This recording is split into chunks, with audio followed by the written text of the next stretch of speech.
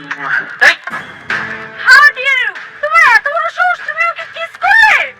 এই তোর এত সাহস হয় কি করে? তুই আমার ফিয়ন্সিকে কিস করেছিস, তাও গালে? ওয়েট ওয়েট ব্রো, আমি আপনার ফিয়ান্সিকে কিস করছি, এর বিনিময়ে আমি আপনাকে $10,000 দিব। $10,000? হ্যাঁ, আই মিন 10 লক্ষ টাকা। বেবি, বেবি তুমি এসব কি বলতেছো? ও তোমার ফিয়ান্সেকে কিস করেছে। কোথায় পুলিশ দেখবে, ওকে ধরিয়ে দিবেন না? তুমি এটা কি বলতেছো? এই দেখ, আমি কিন্তু তোকে পুলিশে দিয়ে দিব। 10 লক্ষ টাকা কম হয়ে গেল, আমি আপনাকে 20 লক্ষ টাকা দিব। 20 লক্ষ টাকা? 20 লক্ষ টাকা কম হলো, আমি আপনাকে 30 লক্ষ টাকা দিব। 30 লক্ষ টাকা? কিন্তু একটা শর্ত আছে। কি শর্ত? এর বিনিময়ে আপনার ফিয়ান্সি আমার সঙ্গে 1 রাত থাকবে। বেবি তুমি পাগল হয়েছো? তুমি ওর কথায় এই শোনো, তুমি যে আমাকে 30 লক্ষ টাকা দিবে, এর প্রমাণ কি? এই যে নেন, এখানে 30 লক্ষ টাকা আছে, আপনি গুনে নিতে পারেন।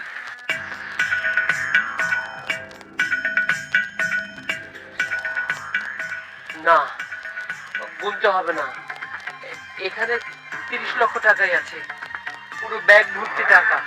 আমি 30 লক্ষ টাকা পেয়েছি, আমাকে চিনিই না। আপনি কি নিয়ে যান, নিয়ে যান। এক মিনিট, তুমি আমার সাথে 6টা মাস রিলেশন করলে, ডেট করলে, আবার কি বলেছিলে আমরা বিয়ে করব, বিয়ের পর এটা করব ওটা করব, কত প্ল্যান করলে, আর সামান্য কটা টাকার কাছে তুমি বিক্রি হয়ে গেলে। ছি, এই ছিল তোমার ভালোবাসা? আর আমিও কত বোকা, তোমার মতো একটা মানুষকে আমি বিয়ে করতে যাচ্ছিলাম। তোমাকে ভালোবাসে আমি আমার বাবাকে কত কি বলেছি, আজ তুমি, ছি, আমার ভাবতেও ঘৃণা লাগতেছে যে আমি তোমাকে ভালোবাসছি। তাহলে এখন থেকে আপনার ফিয়ান্সি আমার। একটু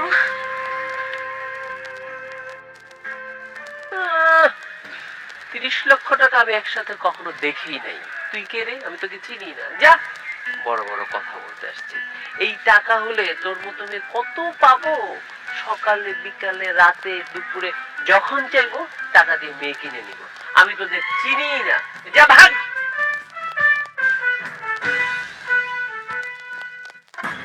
এই, কে তুই? ইফতি, ইফতি তুমি? আমি। তুমি আমার সাথে এই নোংরা কাজটা করতে পারলে?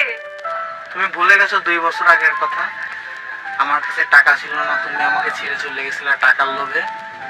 আমি তখন মনে মনে প্রতিজ্ঞা করেছিলাম, আমি এত এত টাকা ইনকাম করব যে শুধু তুমি না, তোমার মতো আরো 10টা মেয়ে আমার পিছনে করবে। আর আমি সেটাই করেছি, আজ আমি সাকসেস। মানে, মানে কি? মানে কি, তুমি যে ছেলেটার সঙ্গে রিলেশন করো, যাকে তুমি বিয়ে করতে যাচ্ছ, সে আসলে একটা লোভী। ও তোমাকে ভালোবাসেনি, তোমার বাবার অর্থ সম্পদ দেখে তোমাকে ভালোবেসেছে। আর ও তোমাকে বিয়ে করতে চায়নি, বিয়ে করতে চেয়েছে তোমার সেই গাড়িকে। তোমার বিয়েতে যে গাড়িটা থাকে যৌতুক দেওয়া হবে। ও, ও এত খারাপ? সামান্য কিছু টাকার জন্য ও আমাকে তোমার হাতে তুলে দিল? তোমার বান্ধবী আমাকে সব খুলেই বলেছে, এর জন্য আমি এই পরীক্ষাটা করলাম। তার প্রমাণ তুমি নিজেই দেখলা, সামান্য 30 লক্ষ টাকা লোভে তোমার ফিয়ান্সি আমার হাতে তোমাকে তুলে দিয়ে গেল 1 রাতের জন্য।